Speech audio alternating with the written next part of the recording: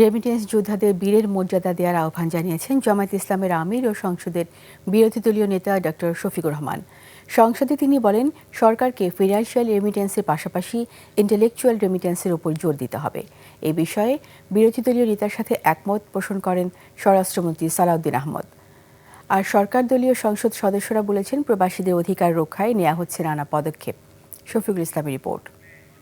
Lily premium gold soap 24 carat gold এনে দেয় real golden glow. আপনাকে ধন্যবাদ।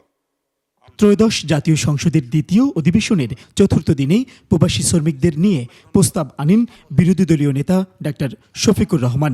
বলেন, রেমিটেন্স যোদ্ধারা দেশের জন্য কাজ করছেন, তাদের মর্যাদা নিশ্চিত করতে হবে।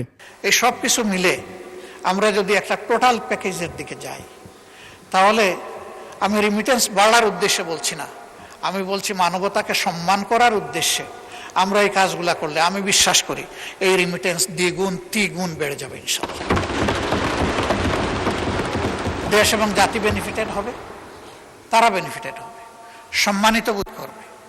আমরা যেহেতু তাদেরকে যোদ্ধা বলছি, আমরা যেন মেহেরবানি করে তাদেরকে বীরের সম্মানটুকু দিই। দেশের অর্থনীতিতে অসামান্য অবদান রাখা প্রবাসী রেমিটেন্স যোদ্ধাদের বীরের মর্যাদা দেওয়ার বিষয়ে একমত পোষণ করেন স্বরাষ্ট্রমন্ত্রী সালাউদ্দিন আহমেদ।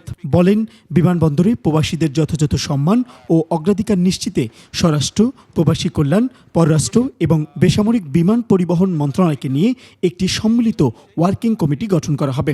মাননীয় বিরোধী দলীয় নেতা বলেছেন, তাদেরকে আমরা রেমিটেন্স যোদ্ধা বলি, তারা যেন বীরের মর্যাদা পায়। অবশ্যই আমরা এখানে আলোচনা করে এই প্রবাসী রেমিটেন্স যোদ্ধাদেরকে বীরের মর্যাদা দিতে পারি।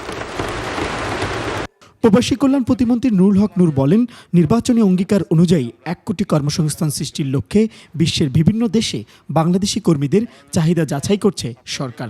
এই 1 কোটি বৈদেশিক কর্মসংস্থান সৃষ্টির একটি নির্বাচনী কমিটমেন্ট রয়েছে।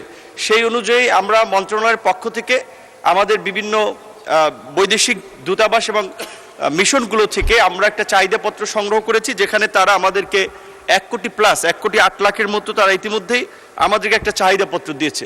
প্রবাসী শ্রমিকদের নানা দুর্ভোগ, প্রতারণা ও প্রশাসনিক অব্যবস্থাপনার চিত্র তুলে ধরে এনসিবির সংসদ সদস্য আব্দুল হান্নান মাসুদ প্রবাসীদের স্বার্থ রক্ষায় এবং ভবিষ্যতে তাদের হয়রানি ও প্রতারণা বন্ধে সংসদীয় কমিটি গঠনের দাবি জানান। প্রবাসীরা এখনো এয়ারপোর্টে নিগৃহীত হচ্ছে, প্রতিদিনই কোনো না কোনো নিউজ পাওয়া যায় প্রবাসীদের ব্যাগ কেটে সর্বস্ব লুট করা হচ্ছে। শফিকুল ইসলাম, 21 টেলিভিশন, ঢাকা।